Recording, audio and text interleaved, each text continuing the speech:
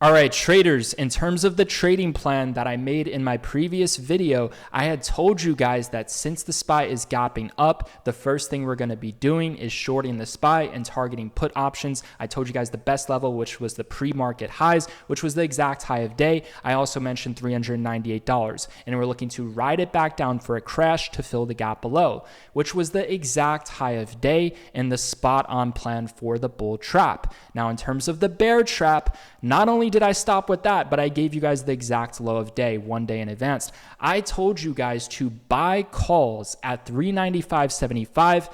That's where the gap is going to fill, and that's where they're going to try to reverse the SPY. And as you could see, SPY had a phenomenal reversal on the day at that level. So I want you to ask yourself this. What person that you follow or know of on social media told you to buy puts at pre-market highs and to buy calls at 395.75, which was the exact low and the exact top for puts? Who's doing it, man? Who is creating a trading plan 1 day in advance where they know exactly where the bear and bull traps are going to get created? And I teach you in real time how I create my trading plan. These trading plan videos that I make, there is no preparation behind them. I'm literally just breaking the chart down in terms of how my third eye sees it and the trading strategies and the style that I use. So with that being said, I'm going to be recapping the trades. I made 35 trades today. And in terms of those trades, 29 were wins, 6 were losses, and I made over 5 figures. All of the losses were extremely small as well. I cut it within 2 minutes. With that being said, man, this was a phenomenal day, and I got to give a big shout out to Trader Society. We had in total, look at the polls right here. The polls are truly incredible. We had 54 people alert that they were green so far. We had 8 people decide not to trade because they didn't want to trade the plan and trade the best setups, the best prices. They were doing other things. And then we had 2 people who went red because they didn't want to trade the plan. But with that being said, man, this was a phenomenal day. My plan was very, very simple. I was targeting calls at 395.75. The max pain was at 395.10. Max pain never hit. I continued to bank on calls. I hit calls every single time this went under $396. I bought calls and then I sold into the rip. Do you realize how many times you could have done that? You could have bought an out of money call under 396. It goes back in the money. You sell into the rip, rinse and repeat. It banks all day. We have a guy, Dimitri, within the SPY floor.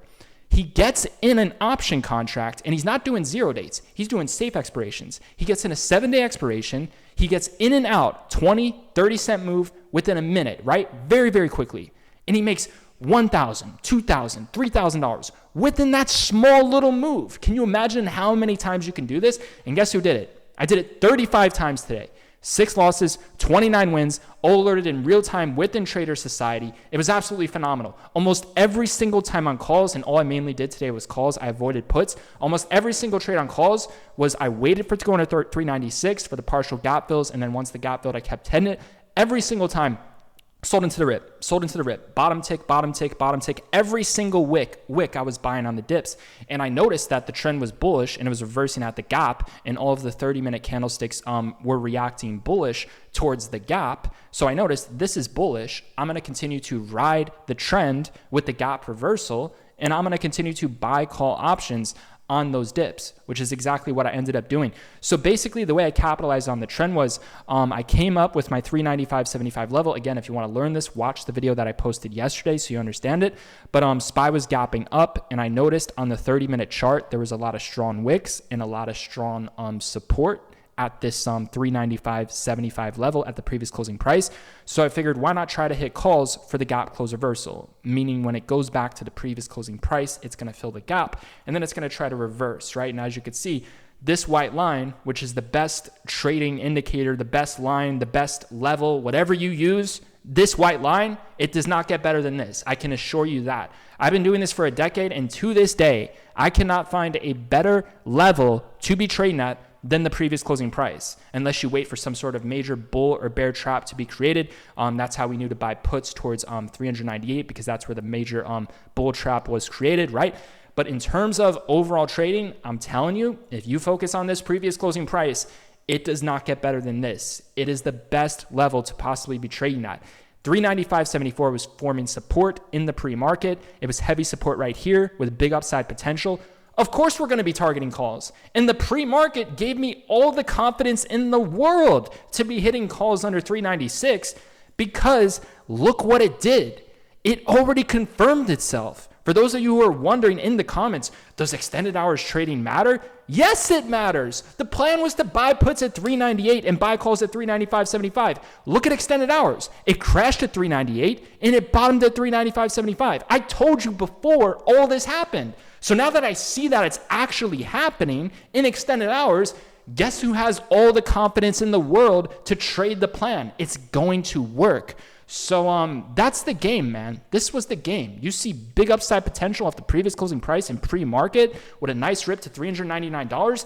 You better be hitting calls when it fills that gap. You better be hitting calls when you're seeing bullish wick, bullish wick, bullish wick, bullish wick, trend reversal. It's already spiking. It's already spiking. Best price at best setup possible. That's the name of the game, man. So that's how I was able to do that so accurately. And then in terms of the trading plan, yesterday, this was just a very simple trading plan. If you just look at the trading plan, this was extremely simple. We identified that there was massive resistance once upon a time at $396. And then you could see SPY gap down. And then when it went back to that 396 resistance, since it had a breakout and gapped up, it formed support. And then it started to rocket back up to 398, right? Do you see how that works? You see how they form that floor at that white line? And when that happens, it skyrockets. Do you see how this day right here, which was my exact trading plan, so shocking, history repeats itself, always a fucking genius. No, history repeated itself. I'm trading based off of the history. It gaps up. Where does it top out at? $398. Where does it bottom at? $395.75 towards this previous closing level. Okay, there's a gap to fill at $395.75. This is where it bottomed yesterday. This is where it bottomed last time. This is where it topped last time. Look at the pre-market. It's already confirming that history is going to repeat itself. What are we going to do? We're going to trade that pre-market confirmation, and we're going to sit here and we're going to say, oh, the same thing is repeating itself. I have all the confidence in the world to hit puts at the peak and to hit calls at the low because it's already repeating itself. It's already working. Puts at 398 banked. Calls at 395.75 banked. It had its gap close reversal in the pre-market. So if it drops back to that level, we're going to hit calls again. What is so hard about seeing that? I just don't understand in terms of confirmation and confidence. SPY gaps up. SPY gaps up. It opens up higher than it previously closed. Then it gaps up. Where does it bottom at? Where does it top at? It tops right here, 398. Okay, it tops right here, 398. Bearish confirmation on the 30-minute. Bearish confirmation on the 30-minute. Major bull trap. Major bull trap. Okay, where's the low? Where's the bear trap? Well, right here, when it gapped up, it bottomed at 395.75. What is the pre-market saying? Oh, the pre-market's saying when this hit 395.75, it shot up all the way to $399. I'm pretty sure extended hours matters because it literally gave us the confirmation that the high of day was where it was at last time and the low of day was where it was at last time. Therefore, history repeats itself and the SPY has a gap close reversal at 395.75. What is so hard to understand? I genuinely do not understand. I'm just going to be very blunt. If anyone had a red day, if you had a red day on a day like today, I'm telling you from my experience with trading SPY, this was one of my best days of the year. And I'm telling you straight up, based off the plan, based off the price action, based off of the extended hours confirmations with the plan, there's literally no hope. If you were to go red today, I truly do not understand. I genuinely do not understand. If you went red on a day like today, this was one of the easiest days possible to go green with the strategy. SPY gaps up, it hits our key level for puts, bearish confirmation on 30-minute, buy the puts, ride it for the gap to fill below. Where does the SPY bottom? The SPY bottomed in the pre-market at the same level at 395.75, hit the calls for the gap close reversal. What is so hard about that? To see where the bull and bear traps are getting created and then to even go one step further and actually understand, okay, we know our plan, and our plan already worked in the pre-market. Wow, what a great confirmation to do this when the market actually opens, right? So there you go, folks. There you go. That's how simple and that's how easy it is in a sense, right? Trading can be very easy once you get it down, I'm telling you, but you got to be disciplined and stick with the approach. So those are the overall plays, and in terms of the strategies that we call that, The first strategy, which is what I've created with penny stocks at first when I first started trading, was the gap fill strategy, which means a stock has a gap up and then it comes crashing back down to fill the gap. It can also work the other way where a stock has a gap down and then it comes spiking up to fill the gap, right? You guys know when a stock gaps up, we'll look for an opportunity for puts. We don't do gap and go. We do gap close reversal. If a stock gaps up, we wait for it to go back to the previous closing price, then we hit calls. In the meantime, we'll look for some sort of level for puts, but we need confirmation. We need some sort of confirmation. And the confirmation was very simple. I explained to you that the previous support was at $398. This is where the bull trap was going to be created. So they're going to try to create another bull trap in between $398 to pre-market highs, which was at like $399. And that's where the bull trap got created. And then in terms of a great confirmation, does this look bullish? No, this is a bearish 30-minute trend reversal candlestick right here. That's all the confirmation in the world to be hitting puts as soon as this next 30-minute candle opens up. It's at resistance. They trapped them at the pre-market highs. There's your confidence. As soon as you see it go under 398, you hit the puts. This is a bearish 30-minute candlestick. It's going to start to fill the gap. And then you know to sell puts into the gap, into the move, and then you know to buy calls at the gap. Bullish 30-minute candlestick, bullish 30-minute candlestick, higher support. Previous resistance down here is turning into support, which is bullish. Therefore, it's going to trend back up. And then people are so surprised that it crashed to 398 again. It's like, this is where the bull trap got created. Of course, when it instantly rips back up to 398, they're going to try to drop it again. And we're not going to hit calls at 398 where a major bull trap was created in the morning. Makes no sense. This previous support right here that was not tested reacted as a resistance level, bearish on the 30-minute candle. What is so shocking? When it hits the bull trap level and you see a bearish candlestick on the 30-minute, it crashes. What is so shocking? What is so hard to just wait for some sort of bearish confirmation at the levels where you see where the bull and bear traps are getting created? What is just so hard about that? Oh, wow, SPY gapped up. Where was the bear trap created? Right here at 398. Why do we care about that? Because SPY just gapped up and it's at 398. That's why we care about that. Oh, where did SPY bottom at? 395.75. Why do we care about that? Because in the pre-market, it bottomed at 395.75 and there's a gap to fill below at 395.75. And that's where it's going to try to have a gap close reversal because gap close reversals are real. It's very, very real to see stocks close gaps and have a reversal if you understand how to actually use the strategy and not just blindly use it where, say stock gaps up and then you short because you think the gap's going to fill, or say a stock fills the gap and then you play a reversal because you think it's going to have a reversal. It's more advanced than that. This was very strategically planned. I saw this happening all in real time. I saw, okay, 396, no longer a resistance level. It's gapping up. When it gaps up, what does it do? It crashes back. Where does it bottom? It bottoms here, then it spikes, right? I saw that. And I traded that history. You have to trade your plan. You have to trade these history confirmations, man. When you're seeing this floor is building up and it's already spiking towards the gap, and I'm not nickeling and diming this, man. When I see it's under 396, in my mind, I'm going, okay, I want to buy calls at 395.75. It's under 396. I'm going to buy some calls because 396 calls are out of money. And the first thing they're going to try to do is pump them back in the money. I did that every single time. 1 time, 2, 3, 4, 5. I did that over five times. I did that same trade just in and out. And it's a very, very nice win, even on a short little spike, if you're buying out of the money and then selling in the money. If you want to do very well trading options on a very small move, the key is to buy them when they are out of money and then you sell them back in the money. So if I'm buying calls at 395.75, I'm looking to sell back in the money at 396. And I'm buying when it looks bearish. I was buying at the lows of this, when it looked ugly, when it didn't even look like this, I was buying it, right? Because I value that price over that confirmation. My confirmation was it's already bouncing partially at the gap. It already spiked massively at 395.75.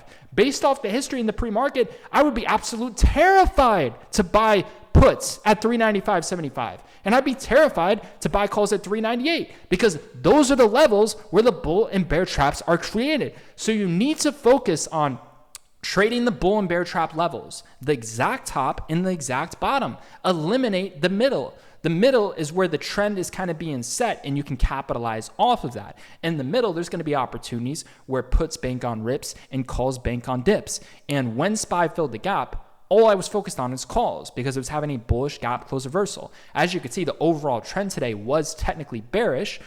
They turned 398 previous support into resistance, right? But we weren't hitting calls on this downtrend. I actually hit a put right here at 397. This was perfect. I noticed that the trend had flipped bearish. This support right here cracked, and it's now resistance with a bearish doji. That's bearish. This support level here, cracked, spikes back up. What's it going to try to do? It's going to try to react as a resistance. That's why when this so-called scary bullish green candlestick formed right here at 3:53 p.m., I decided to buy puts because previous support is reacting as a resistance. SPY's trying to close weak. The trend's no longer bullish. What had happened earlier? It collapsed to 398. Why would I want to buy calls on a downtrend when previous support is reacting as a resistance? Previous support is reacting as a resistance. Do you see that? When the trend changes, you adapt with the trend, and 398 was overall resistance. And the trend was beautiful, man. It was beautiful for calls at 395.75.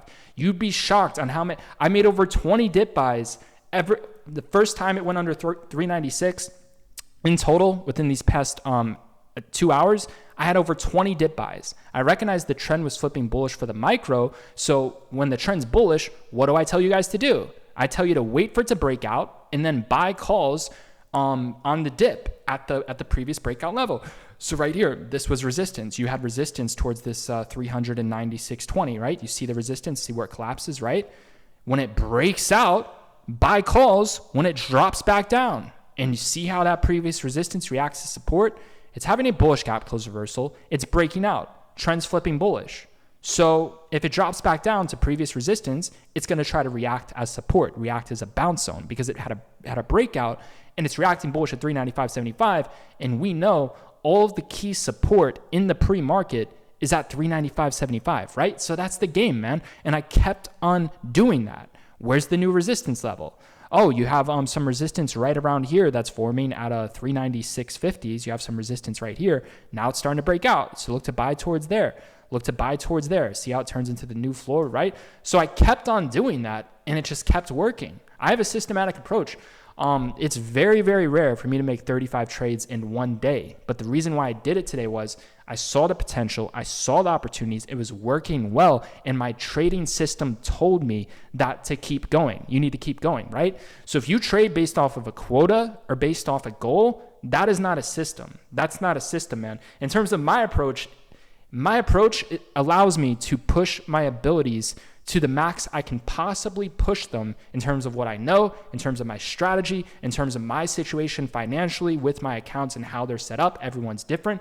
But in terms of my system, if I'm up 10K and I see there's a phenomenal trade setting up, I'm not going to stop. I'm going to keep on pushing it. But I will have a max pain where I have to stop for the day. Whether that's a drawdown to where I'm only up 8K or only up 7K, and I will continue to push the limit, and then next thing you know, I'm at 15K. Or I'm stopped out at my max pain, and I'm back to being up 8K or 7K, and then I call it for the day. I have a system in place where I know it insures me, right? So if I'm up 10K, okay, I'll risk 2K max on the day, and that's going to be it. If I hit my max pain, then I call it for the day. If my max pain doesn't hit, well then those next 2 to 3 losses for my next 15 wins are going to be worth it. And I'm going to keep on going. And that's what I did. I was up at one point, I had like 20, like it was like 15 wins or something and like 3 losses.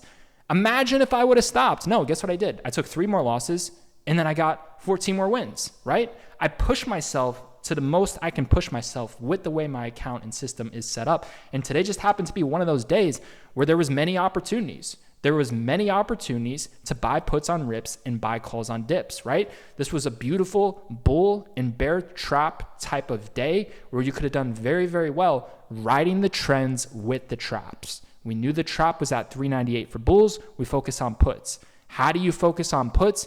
You don't just buy and hold them. We don't do that. If the trend's bearish, what do? We buy puts at the spikes. What's going to be the high on the spikes? The high on the spikes are going to be where the previous support is. This is previous support right here at 398.50. Look for puts around there. This is previous support right here that cracked at 398. Look for puts there. This is previous support at 397.50. When it cracks, look for puts there, right? Very, very simple.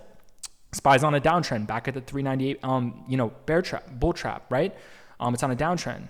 There's support right here at 397.20. It's going down. Well, when it cracks 397.20, wait for it to rip back to 397.20. Buy puts on the uptrend, right? When it's a bearish downtrend. And then that's the exact top. Okay, here's your new support. Your new support's at 396.85.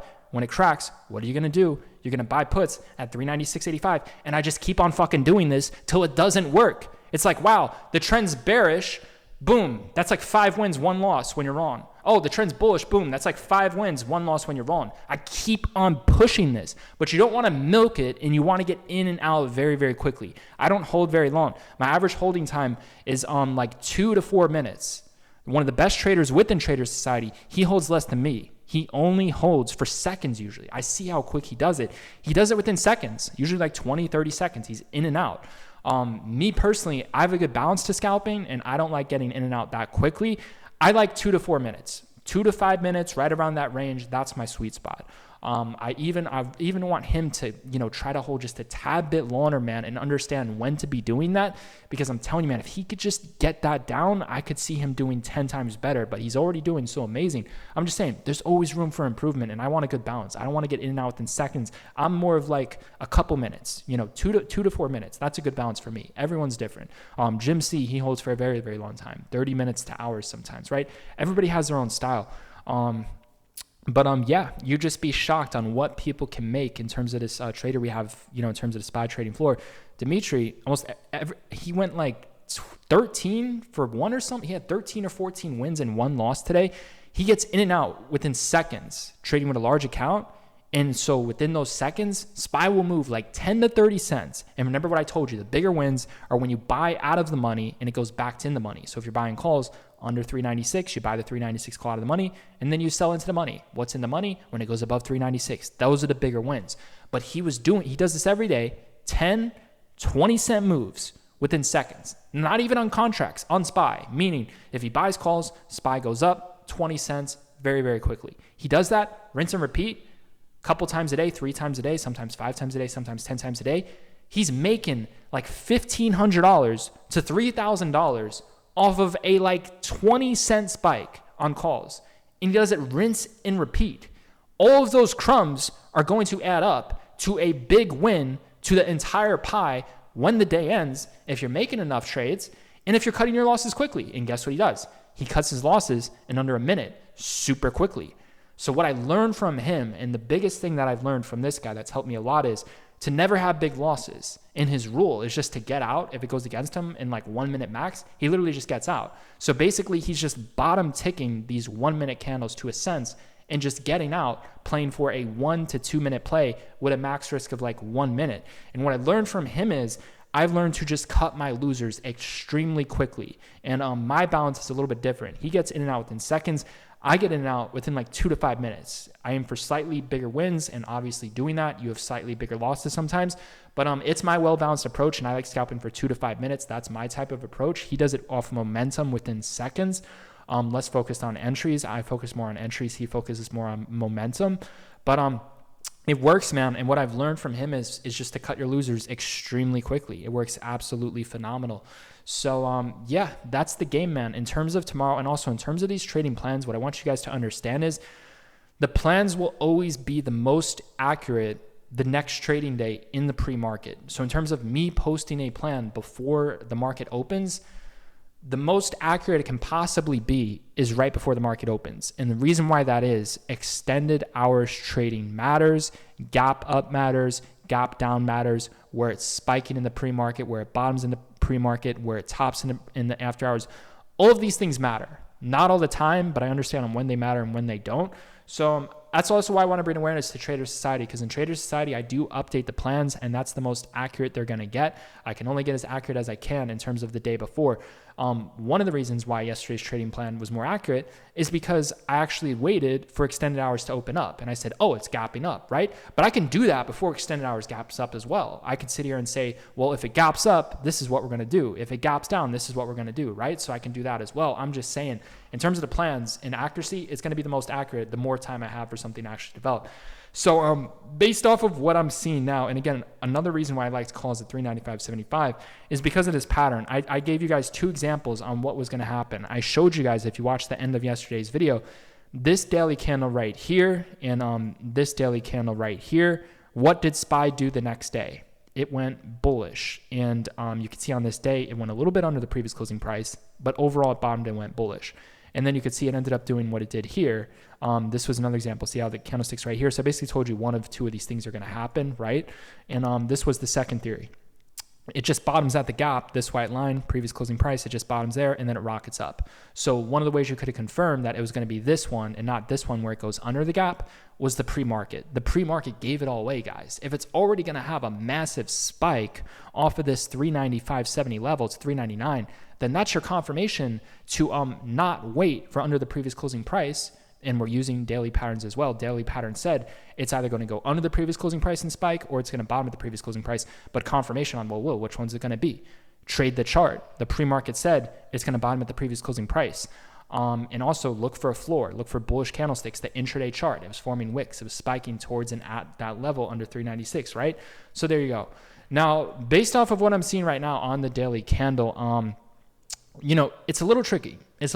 I'm not seeing a reason to be super bullish. I'm not seeing a reason to be super bearish based off of how the daily candlestick looks, right? So I can't speak on too much of this candlestick. You can see right here, this is similar in a sense. So when it formed this candlestick, compare this candlestick right here to this candlestick. Next day it went above the previous closing price, then it sold off and closed weak. But I've seen other times where it does the exact opposite. I wouldn't say that's the most predictable daily candle. For example, right here, it formed this candlestick, it gapped down, it went lower, and then it recovered, right? You see how it's the same candle. One thing, and write this down as well, bearish candlesticks need to be bearish at the key resistance levels. If you're going to use a bearish candlestick at support, it needs to crack under support first, then rip back up, then you short the previous support should react as resistance because it cracked, right? That's one thing you want to write down. And then the same thing for calls, right? The inverse, right? So in terms for calls, it needs to look bullish on a dip, right? So you shouldn't be looking for like bullish or bearish confirmations in a sense at the worst levels. You shouldn't be looking for like to be bullish at the bull trap level. You shouldn't be looking to be bearish at the bear trap level. But if it has a massive breakout above the bull trap level, then you could try calls when it retests the bull trap level, right? You shouldn't be bearish at 395.75, but if it has a massive crash under 395.75, then you could try to be bullish at 395.75 when it retests. Wait for the retest. That's what I'm telling you, man. Understand that's when the candles will work. But if you're playing initial reactions and it looks bullish at the bull trap level, that's no way. No, it's not going to work out. And if it looks bearish at the bear trap level, that's no way. No, as well. In that situation, you have to actually wait for it to actually tank, wait for it to actually spike, then do the retest of the move, right, for the initial reaction, right? So just write that down. That's something that people don't seem to understand as well, which is very, very important. So right now, 396.49 is going to be our key level. So this is what I need you to understand about 396.49. Let's just ignore the extended hours right now, and let's just focus on this overall chart. So 396.50, this is a make or break level. This 396.50 you could see right here, this 396.50 to 395.75 zone, that's our make or break zone, in between that zone. If it continues to bottom at 395.75, they will continue to try to push this higher above $396. Then it goes back to 398. If they break it above 398, then it finally flips super bullish. Use the 30-minute chart. This is a great confirmation. See the resistance at 398, then it breaks out, which is okay. If it breaks out above resistance, has a nice breakout, buy calls at the previous resistance level, 398, bullish 30-minute confirmation, and then it spikes, right? That's the game. So basically what is attempting to happen is they are trying to turn 395.75 into support like last time.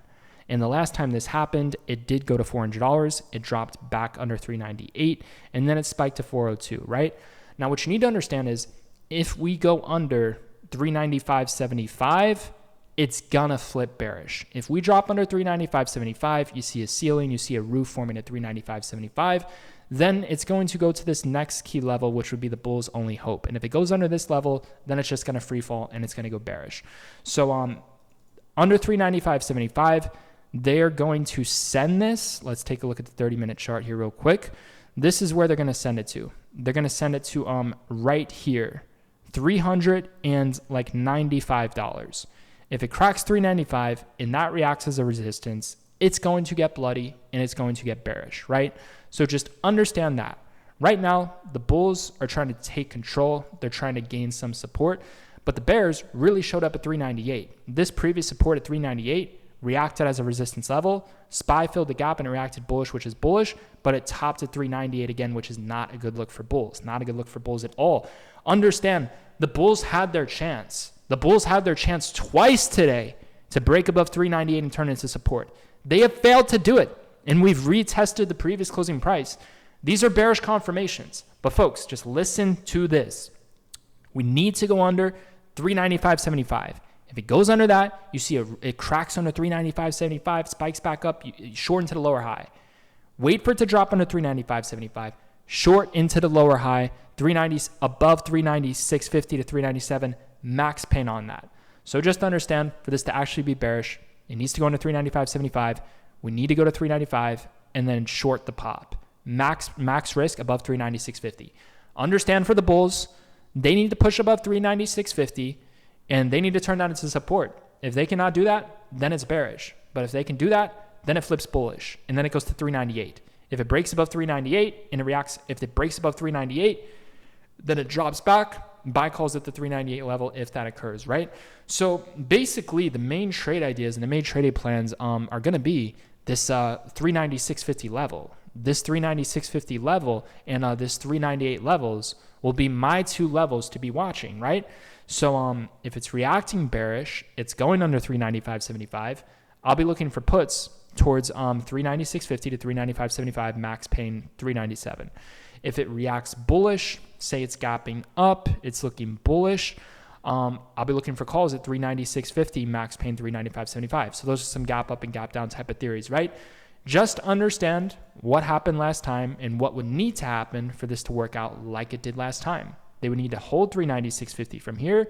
They need to break above 398. If it does that, then when it retests 398, calls would print again. In order for the bears to flip this bearish, very simple. You just need to go under 395.75, maintain that roof, maintain that ceiling, and stay under 396.50. So in terms of basically what I'm targeting for tomorrow, I will be keeping my eyes on 398 and 396.50. 396.50 is the make or break level. If it turns into resistance, super bearish overall.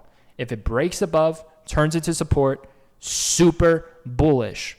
398 retest, breaks above 398, buy calls when it drops back to 398.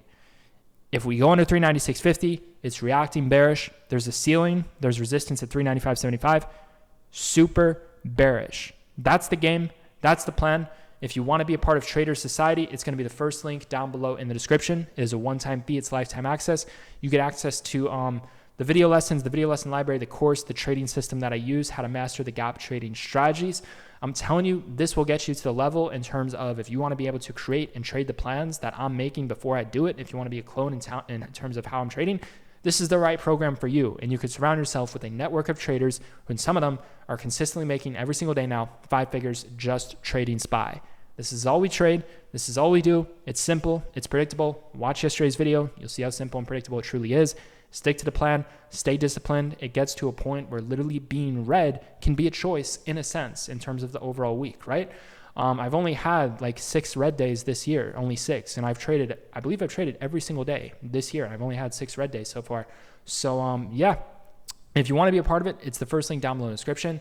Live trading, all my real-time trade alerts, all my real-time plans, all my real-time analysis. Will answer any question you may have. You can surround yourself with the right network, with the right moderators, the video lesson library, the courses, the live trading streams, the live trading voice, the live trading commentary, the SPY floor, the plans, the key levels, the networking opportunities. It is all in there. We will be raising the price end of March on April 1st. If you want to join now at the best price you can possibly join at, then click the first link in the description. We will see you tomorrow, live towards open.